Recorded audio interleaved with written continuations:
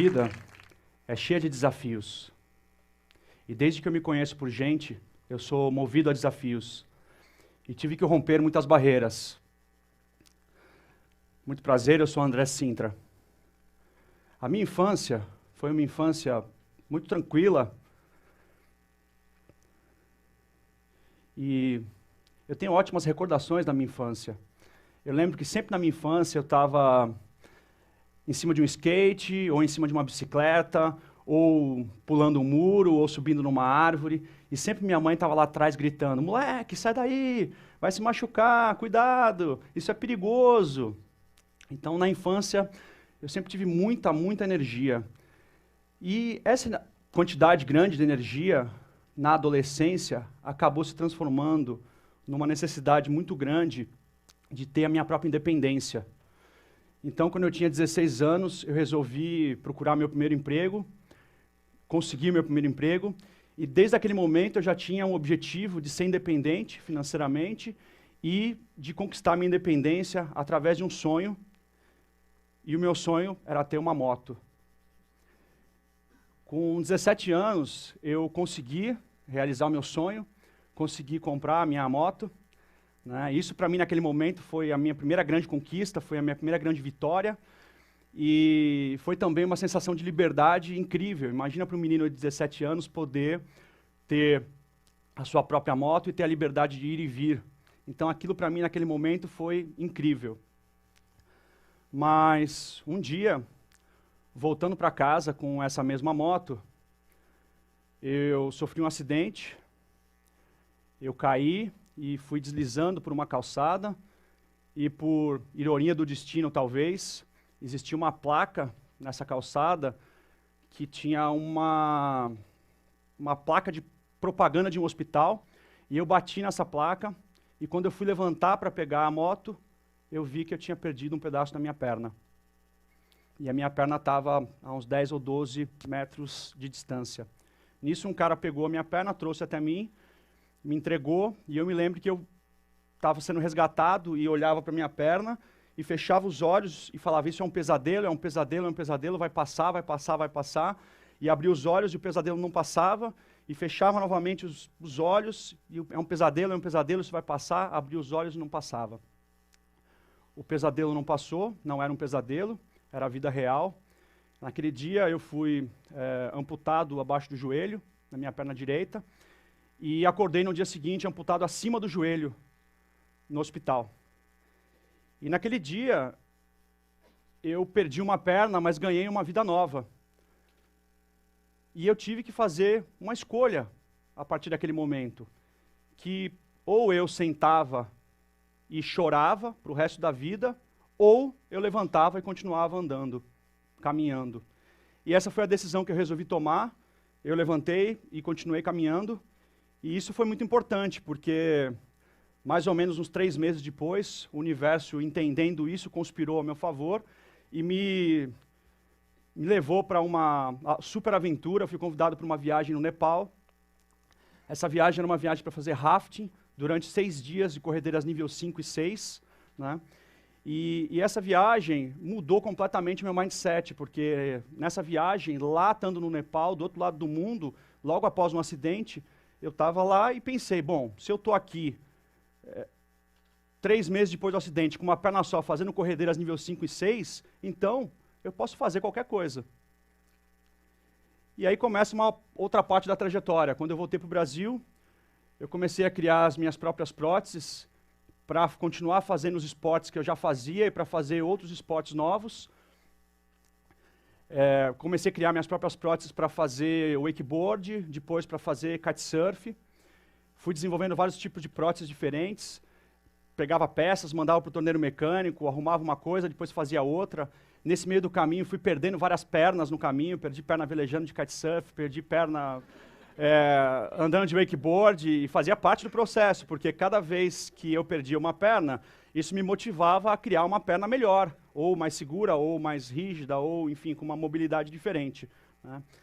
E lembrando que naquela época as próteses não são o que são hoje, né? Isso foi em 97, então, assim, não existia prótese específica para fazer esporte, não existia prótese específica para ir para a água, então eu tive que aprender a criar o meu próprio jeito de fazer prótese. E então, aos 21 anos, a vida me chamou para um outro desafio, talvez um desafio dos mais difíceis da minha vida. O meu pai era um cara incrível, uma pessoa realmente especial, um exemplo de homem. E quando eu tinha 21 anos, ele foi para uma viagem e ele sofreu um acidente e faleceu. E nesse dia, 3 fatos mudaram completamente a minha vida. O primeiro fato foi que eu perdi uma pessoa que eu tanto amava e que amo até hoje, uma pessoa que era a minha referência, né, e que era tudo para mim. O segundo fato foi que, com 21 anos, eu tive que assumir a cuidar de uma família que até então eu nunca tinha criado. Na época, a minha mãe já não trabalhava mais, eu tinha um irmão que tinha 14 anos e a minha irmã tinha 11 anos de idade. Então, com 21 anos, geralmente, quando um menino ainda não está nem preparado para se sustentar, não está nem informado ainda, a responsabilidade me chamou de uma maneira diferente e eu tive que aprender o que é colocar dinheiro em casa aos 21 anos. Então, isso para mim foi bastante diferente, né, nessa fase. E o terceiro fato foi o fato de que o meu pai, na época, tinha uma empresa, ele tinha 50% de uma empresa, eu herdei esse 50% da empresa, e meu pai tinha um sócio com os outros 50%, e esse sócio, quando meu pai morreu, ele me pediu uma procuração com amplos poderes para dirigir a empresa, porque eu era muito jovem, e essa procuração foi dada para ele, e assim ele dirigiu a empresa durante os próximos 2 anos. E aos 23 anos, a vida me chama para um outro desafio completamente diferente, porque quando tinha essa idade, eu descobri que esse sócio, ele tinha montado uma outra empresa, concorrente da nossa, com o nosso dinheiro, sem a gente saber. E então foi nesse momento que eu tive que assumir a empresa da família, numa condição bastante difícil, numa condição financeira muito dura. Na época nós tínhamos 101 protestos, 3 pedidos de falência e alguns milhões de dívida. E eu não tinha a mínima ideia do que era uma empresa. Me lembro que na época o meu advogado chegou para mim e falou assim: André, agora você desconta as duplicatas e vai tocando a empresa. E eu virei para ele e falei assim: doutor, o que é mesmo uma duplicata? E ele botou a mão na testa e falou: putz, ferrou. Se esse moleque não sabe o que é uma duplicata, como ele vai dirigir uma empresa? Né? Mas eu sempre tive vontade, sempre fui curioso e sempre tive muita vontade de aprender. Mas o que eu acho que me salvou mesmo foi a minha inocência. Porque nesse momento eu procurei todos os fornecedores, chamei eles e contei a verdade para eles. E falei para os fornecedores: eu preciso de 3 coisas. A primeira coisa que eu preciso é saber quanto eu devo. Eu não sei quanto eu devo. Então, por favor, sejam verdadeiros. A segunda coisa que eu preciso é que eu vou pagar todo mundo, mas eu não posso pagar juros. Então, por favor, não me cobrem juros. E a terceira coisa que eu preciso é que vocês me deixem vivo.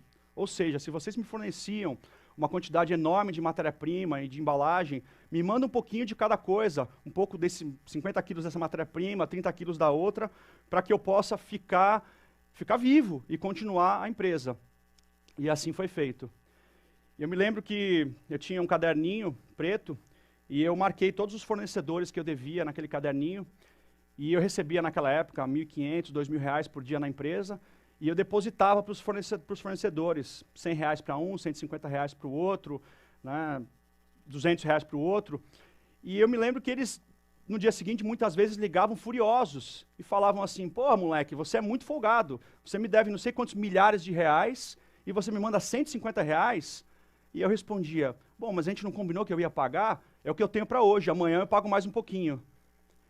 E isso, de uma certa forma, criou uma empatia, né, uma sensibilidade nos fornecedores, e eles começaram a pensar que, bom, esse moleque não tem dinheiro, mas ele tem boa vontade, né? E isso, de uma certa forma, ajudou muito a empresa. A gente foi recuperando a empresa, consegui pagar todo mundo, fui aprender realmente sobre negócios, fui estudar, fui entender como funciona uma empresa. A empresa foi sobrevivendo, foi crescendo, e hoje é uma empresa que tem muito mais funcionários, está muito bem sucedida no mercado. 15 anos depois, é completamente diferente do que era a empresa que eu peguei lá atrás. E durante tudo isso, mais um desafio bastante importante na minha vida. A minha mãe, que era uma mulher maravilhosa e incrível, que tinha uma conexão muito forte com meu pai. Eu acho que no momento que meu pai morreu, ela sentiu um vazio muito grande. E quando eu tinha 26 anos, a gente descobriu que a minha mãe estava com câncer. E poucos dias depois ela veio a falecer. E mais uma vez eu vi que perder uma perna é muito duro, mas perder as pessoas que a gente ama é muito mais difícil. E então, aos 28, a vida fez uma outra reviravolta e me convidou para um outro desafio. Nessa época eu já andava de kitesurf há muito tempo, e eu sempre tive vontade de fazer snowboard, e tinha feito 2 experiências de snowboard, e as 2 muito frustradas, porque eu tinha ido para a neve e não tinha conseguido nem ficar de pé direito, porque eu não tinha uma prótese específica para fazer snowboard. E essas 2 vezes eu voltei para o Brasil determinado a fazer uma prótese específica para fazer snowboard. Mas estava na correria, trabalhando muito, não consegui fazer. Mas logo depois surgiu uma oportunidade de ir para os Estados Unidos. E eu estava nos Estados Unidos e uma pessoa me falou assim, olha, tem um cara que estava na guerra, voltou amputado, e ele era snowboarder e ele fez uma prótese específica para snowboard. Eu estava na Califórnia, a empresa desse cara era em Utah, eu liguei na empresa, uma moça me atendeu e falou para mim assim, perguntei da prótese, ela falou, olha, se você quer a prótese, não tem problema, você vem para cá, para Utah, passa uma semana com a gente e a gente põe a prótese e tudo mais. E aí eu virei para ela e falei assim, olha, eu não tenho uma semana, eu volto para o Brasil em 2 dias, então eu gostaria que você passasse meu cartão de crédito e me mandasse a prótese pelo correio. E ela riu e falou, cara, você é maluco, ninguém compra uma prótese pelo correio. Mas essa decisão foi muito importante, porque essa decisão mudou completamente a minha vida. Ela mandou a prótese pelo correio, a prótese chegou, eu voltei para o Brasil e depois disso eu comecei a fazer snowboard de verdade. Logo depois, um tempo depois, o CPB e a CBDN, que é o Comitê de Neve, estavam procurando alguém para tentar uma vaga nos Jogos Paralímpicos de Inverno, né? Então eu fui convidado para fazer uma prova. Eu fui para essa prova, por acaso nessa prova eu estava com o braço quebrado, acabei tirando a tipóia para ninguém ver que eu estava com o braço quebrado, fiz a prova com o braço quebrado, depois botei a tipóia e fui embora. Mas essa decisão também foi muito importante, porque ela mudou completamente a minha vida também, porque eu passei nessa prova, aí a CBDN me convidou para ser atleta, depois eles me enviaram para os Estados Unidos para treinar, eu entrei nos campeonatos mundiais. Aí sim eu aprendi o que era ser um atleta de alta performance. O atleta de alta performance, ele não trabalha com segundos. O atleta de alta performance, ele trabalha com milésimo de segundos. A diferença entre uma medalha de ouro e você ser desclassificado no snowboard são milésimos de segundos. Então o planejamento que o comitê tinha de classificar o Brasil foi antecipado em 4 anos e eu fui o primeiro atleta a classificar o Brasil para uma Paralimpíadas de Inverno na história. E quando eu cheguei na Olimpíadas, eu não tinha a mínima ideia do que eram Olimpíadas. Não tinha ideia da magnitude que eram Olimpíadas, não tinha ideia que eu seria assistido por milhares de pessoas, não tinha ideia que eu estaria do lado dos melhores atletas do mundo. Quer dizer, a minha ficha só caiu realmente quando eu estava lá, né? Só para vocês terem uma ideia, a Paralimpíadas de Inverno ela é assistida por mais ou menos 3 bilhões de pessoas ao redor do planeta. Então, quer dizer, é realmente um evento, bom, magnífico.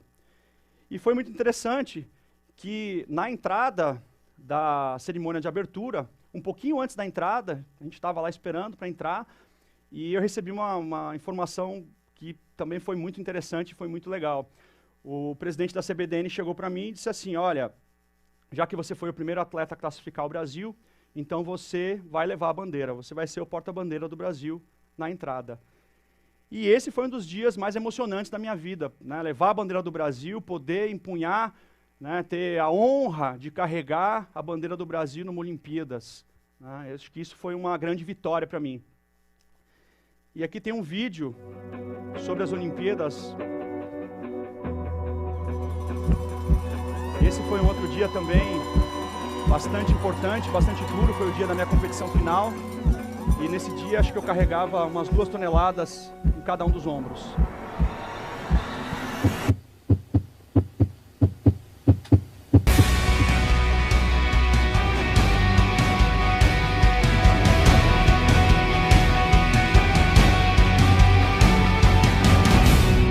pouco nervoso na primeira descida e isso atrapalhou bastante. Eu vi os melhores atletas caindo e quando os melhores estão caindo é porque realmente a coisa está difícil.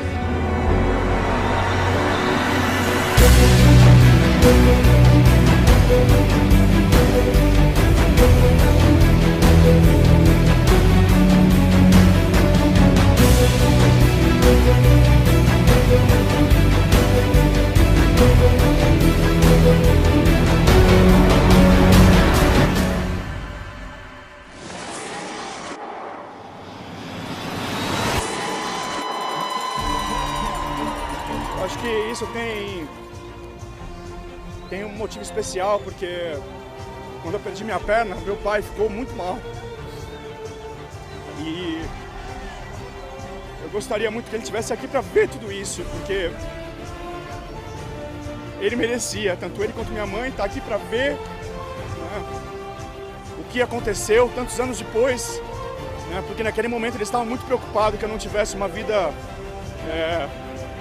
normal ou boa, e agora, muitos anos depois, estou num dos melhores lugares do mundo.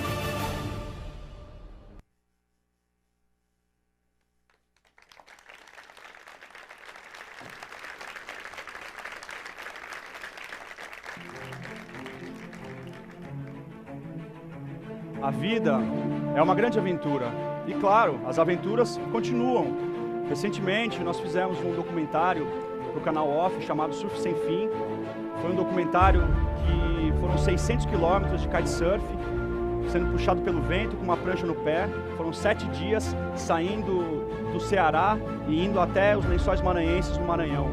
Quer dizer, mais uma outra aventura incrível. E o meu próximo grande desafio é conseguir classificar o Brasil para os próximos Jogos Paralímpicos de Inverno na Coreia do Sul, ano que vem. E se naquele dia que eu sofri o acidente, alguém tivesse me dito que um dia eu ia ser um atleta de alta performance, que um dia eu ia para uma Olimpíadas, que um dia eu ia carregar a bandeira do Brasil, eu nunca teria acreditado. Então, acreditem em si mesmos, nós somos muito mais fortes e muito mais poderosos do que a gente imagina. A mente manda, o corpo obedece. Muito obrigado.